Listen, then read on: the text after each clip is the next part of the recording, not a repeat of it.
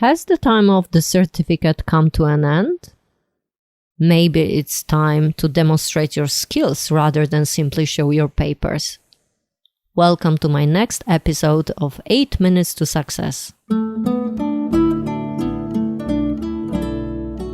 This is the podcast 8 Minutes to Success. I'm Kinga Panufnik and I invite you to spend the next 8 minutes with me. On my way to success, I've learned a lot from others.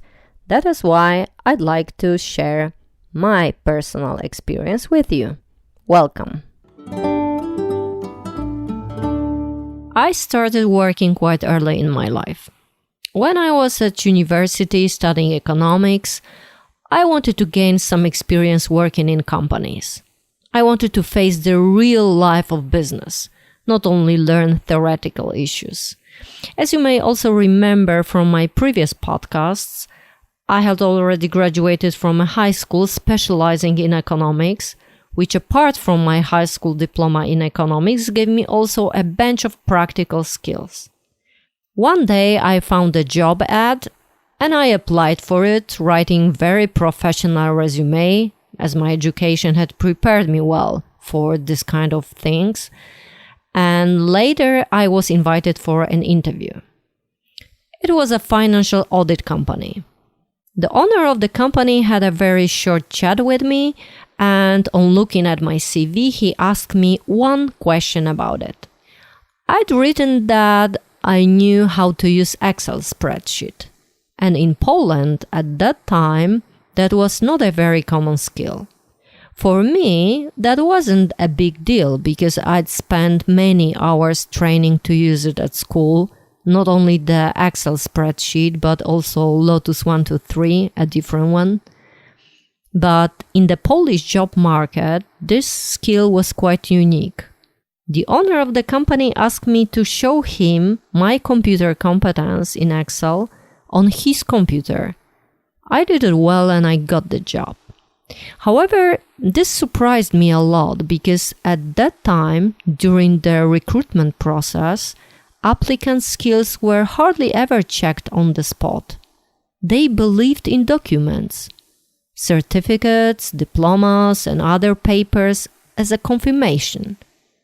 I started thinking about it, and since then I've observed how the world has changed in this matter. I think that we are witnesses of huge world change. The diploma era is coming to an end and the era of skills is beginning. As we can see, it takes time for a paradigm to change. Sometimes it can take decades. And it is like that right now.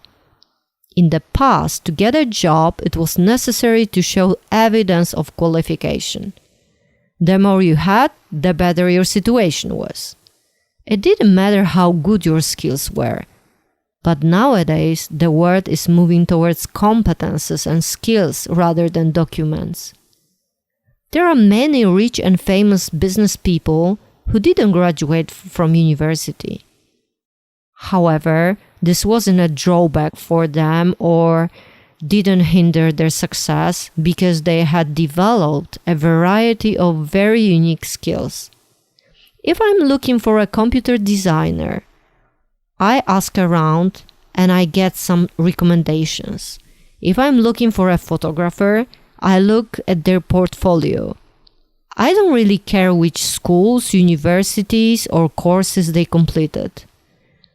This may look like the era of recommendation has come, but what makes you recommend someone? Do you do it because they have very prestigious qualifications? Or because you know how good their skills and results are? Nowadays, I'm not interested in paper qualifications. I'm more interested in practical skills, and this sometimes allows me to work with very young people, perhaps online. I appreciate and understand the amazing work they do. Sometimes it's good to take exams, not only to get a certificate, but it also provides a goal that we can work toward on our way to success. It's also a good way of checking your progress. For some people, It's also an excellent motivational tool. Sometimes the certificate is still needed though. When you look ahead into your future and you feel like learning new skills, who do you want to learn them from? From someone who can give you certificate or from someone who is regarded as an expert in their field? Nowadays, I prefer to learn from an expert, even if they are not particularly well known or widely accepted in their area. Sometimes having certificates is still necessary. I'm not saying that you should completely disregard them, but the world is changing. You have to decide for yourself which way you want to go. Maybe you'll decide to go both ways. And a challenge for you for next week. Take a piece of paper, that's for the old schoolers, or use a note app on your device, that's for geeks, or make a note however you like, but please make a note. This won't work as well when you only do it mentally. When you write it down, you will be able to see later what you wrote. Write which skills you feel an expert in, you feel you're good at. Write how many you want, think and write. Take as much time as you need. I recommend that you give yourself enough time to do this. Carefully think what your competences and skills are. You can pause the podcast now if you need more time before you move to the next step. And the next step now. For every single skill you wrote, see if you can identify at least 3 people who would be able to verify this, because they have experienced your competences in it. They are your referees. If you want to make a pause before the next step, do it now.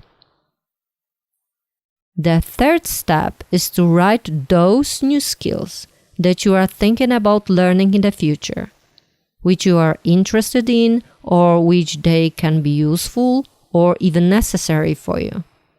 You want to be an expert in this area no matter how old you are or what your present profession is.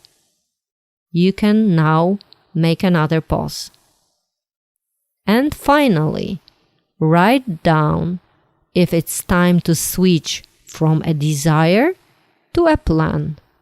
Then, in big or small steps, move forward to achieve them. I hope that this task not only gave you a pleasure, but also gave you a lot to think about and inspired you.